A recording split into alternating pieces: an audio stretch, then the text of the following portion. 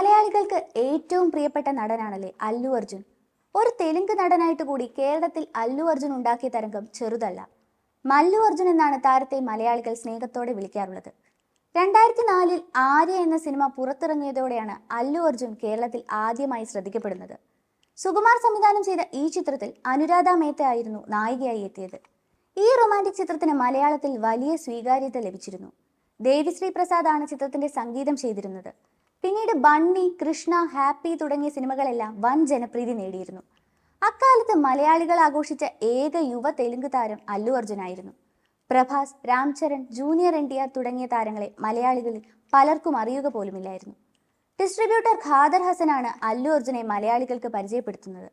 വിജേത എന്ന ചിത്രത്തിൽ ബാലതാരമായാണ് അദ്ദേഹം സിനിമാ രംഗത്ത് അരങ്ങേറ്റം കുറിച്ചത്.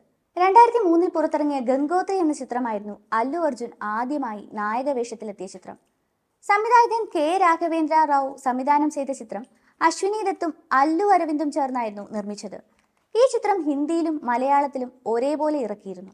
എങ്കിലും മലയാളികൾക്ക് എന്നും ഇഷ്ടം ആര്യയിലെ Allu അർജുനെയായിരുന്നു.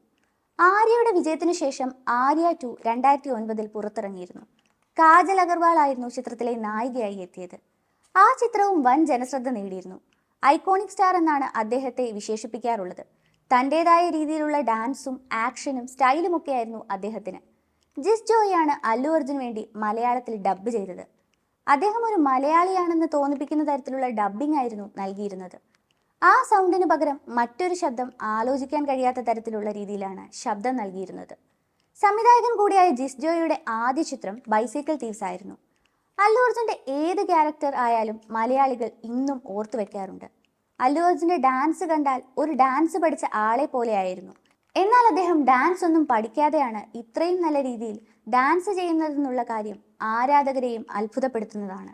Filmfare south awards, SIIMA awards തുടങ്ങി നിരവധി അവാർഡുകളും അദ്ദേഹത്തെ തേടിയെത്തിയിരുന്നു. പുഷ്പ വണ്ട് റൈസിലെ അഭിനയത്തിന് അദ്ദേഹത്തിന് നാഷണൽ അവാർഡ് ലഭിച്ചിരുന്നു. സുകുമാർ സംവിധാനം ചെയ്ത പുഷ്പ വണ്ട് റൈസിന്റെ 2ാം ഭാഗമായ പുഷ്പ 2 ദി റൂൾ ആണ് അല്ലു അർജുന്റെ നിലവിൽ പുറത്തിറങ്ങിയ ചിത്രം. രശ്മിക മന്ദാനയാണ് ചിത്രത്തിൽ നായികാ വേഷത്തിലെത്തിയത്. സമ്മിശ്ര പ്രതികരണങ്ങളാണ് ചിത്രത്തിന് ലഭിക്കുന്നത്. എങ്കിലും സിനിമാ പ്രേക്ഷകർക്ക്, പ്രത്യേകിച്ച് മലയാളി സിനിമാ പ്രേക്ഷകർക്ക് എന്നും ഇഷ്ടം ആ പഴയ അല്ലു അർജുനെയാണ്.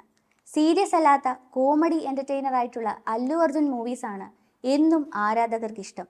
കാരണം അങ്ങനെയുള്ള ചിത്രങ്ങളിലൂടെയാണ് മലയാളി പ്രേക്ഷകർ അല്ലു അർജുനെ കാണാൻ തുടങ്ങിയത്. കേരളത്തിന്റെ മല്ലു അർജുൻ എന്ന ടാഗ് അതെന്നും അല്ലു അർജുന് തന്നെയായിരിക്കുമെന്നത് ഉറപ്പാണ്. കൂടുതൽ വാർത്തകൾക്കായി B4 Blaze ഫോളോ ചെയ്യൂ, സബ്സ്ക്രൈബ് ചെയ്യൂ.